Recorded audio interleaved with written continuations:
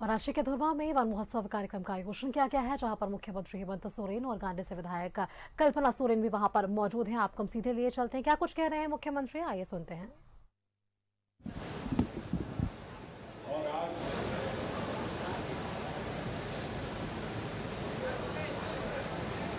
उसी प्रकार वृक्षारोपण का एक कार्यक्रम आयोजित है।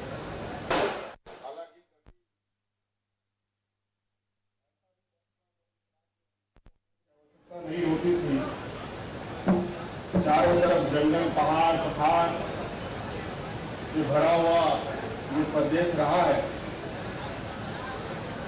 लेकिन मौजूदा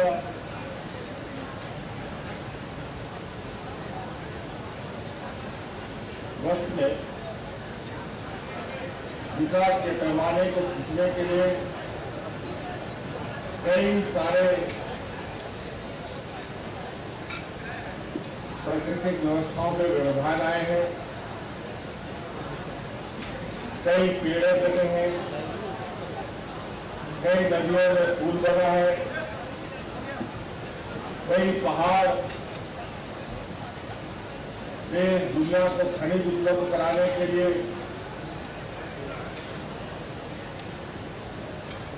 खनन किए गए हैं।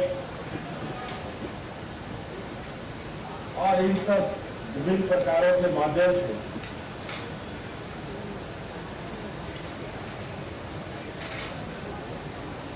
बड़े पैमाने पर प्राकृतिक व्यवस्था में हस्तक्षेप भी हुआ है, और उसी हस्तक्षेप की भरपाई का ये एक प्रयास है। और हम समझते हैं कि हम सब मिलकर ईमानदारी और अथक प्रयास कर पर्यावरण को कैसे संरक्षित रखें, ये आज के दिन में नितांत ही आवश्यक है। अगर पेड़ पौधे खत्म तो मानव जीवन को भी बहुत बड़ा खतरा हो सकता है, वन्य प्राणियों के लिए भी बहुत खतरा पैदा हो सकता है। आजकल आप देखते होंगे वन प्राणी के प्रमुख जीव के रूप में जो हम हाथी के, जिनको जो जंगलों में हमारे आसपास वास करते हैं, वो अब गांव देहात और शहरों में घूम रहे हैं।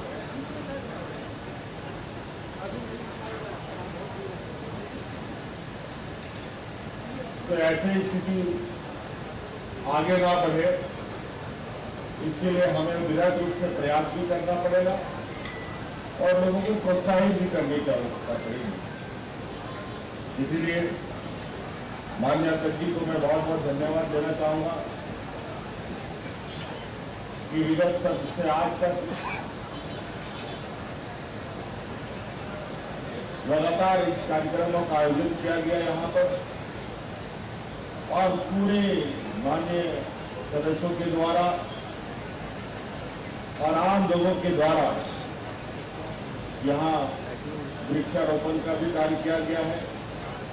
कई वृक्ष अभी बहुत खूबसूरत दिखते हैं और बहुत जल्द मुझे लगता है कि और सारे वृक्ष भी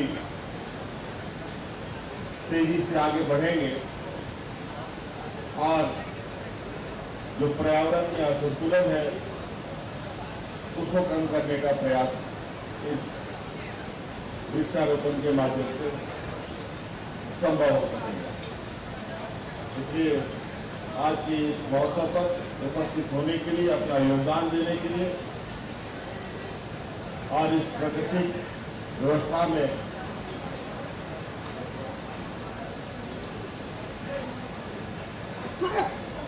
इसको बताए रखने के संकल्प की उपस्थिति के लिए मेरी ओर से बहुत बहुत धन्यवाद है। इन्हीं बातों के साथ आप सबको पुनः इस कार्यक्रम में आने के लिए स्वागत है।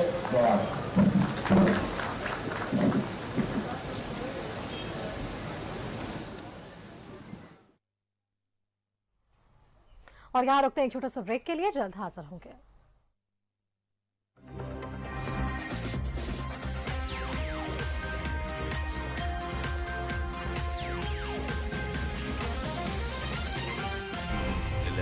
सच है तो दिखेगा। और चलिए आपको वापस से लिए चलते हैं वन महोत्सव कार्यक्रम में, जहां पर विधानसभा के स्पीकर रविंद्रनाथ महतो कुछ कह रहे हैं। आइए सुनते हैं।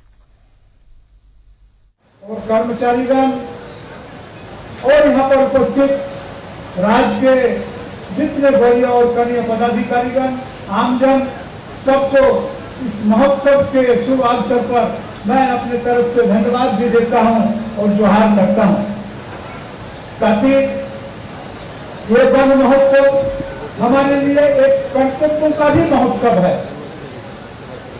आपको याद होगा, हमसे पूर्व आदरणीय मुख्यमंत्री जी ने इस बातों को रखे कि झारखंड जैसे राज्यों में जो वन का प्रतिशत था उसमें फिर अलग से पेड़ लगाने की आवश्यकता नहीं था, लेकिन निरंतर प्रकृति के विकास के क्रम में road development of the state and country, इस दौर में बहुत सारे वृक्ष, बहुत सारे पेड़ कट गए हैं और जिस भूखंड में पेड़ ही दिखाई पड़ता था वो भूखंड आज वृक्ष रहित भूखंड के रूप में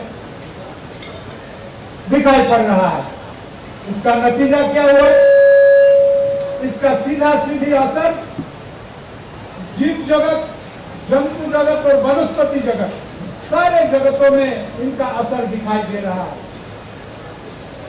आप इकोलॉजी में देखिएगा तो उसमें भी परिवर्तन आ गया है, आप मौसम में देखिएगा तो उसमें भी परिवर्तन आ गया है और आज हम लोग भुक्तभोगी हैं। समय पर वर्षा नहीं होना, अत्यधिक गर्मी होना, तरह तरह के बीमारियों का उत्पन्न होना, इन तमाम विषय इस पर्यावरण बिगड़ने के फलस्वरूप उत्पन्न हो गया है। इसलिए विभाग के तमाम कर्मचारी और पदाधिकारी के साथ साथ समाज के तमाम वर्गों के लोगों का उत्तरदायित्व होता है कि इस पर्यावरण को संरक्षण करने के लिए अधिक से अधिक पेड़ लगाने का काम करें। मैं एक विषय आप लोगों के बीच में साझा करना चाहता हूं कि जब हम लोग झारखंड मुक्ति मोर्चा के एक सामान्य कार्यकर्ता के रूप में था,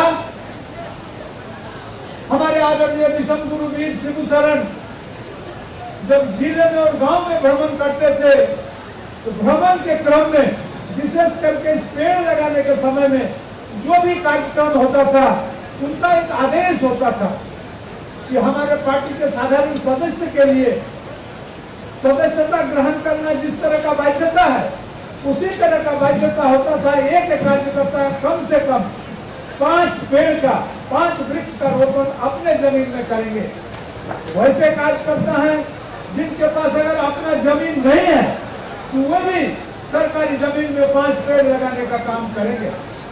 और मैं समझता हूं इस राज्य के जल और जंगल और जमीन के साथ आदरणीय हेमंत सोरेन जी के सरकार और हमारे संगठन का बहुत पुराना रिश्ता है। इसलिए मैं आपको बताना चाहता हूं, पिछले 4 साल पहले, आप 5 साल मान सकते हैं, मैं समझता हूं कि विधानसभा परिसर के अगल बगल में पेड़ों के अत्यंत अभाव था। जो भी पेड़ था, रांची के शहरी विकास के क्रम में हुए पेड़ भी कट गए, पेड़ की संख्या अत्यंत कम हो गए। और एक समय ऐसा था जो रांची में प्रवास करते थे स्वास्थ्य लाभ के लिए, रांची पॉल्यूशन फ्री था, यहाँ का वातावरण पॉल्यूटेड नहीं था। और वही रांची में आज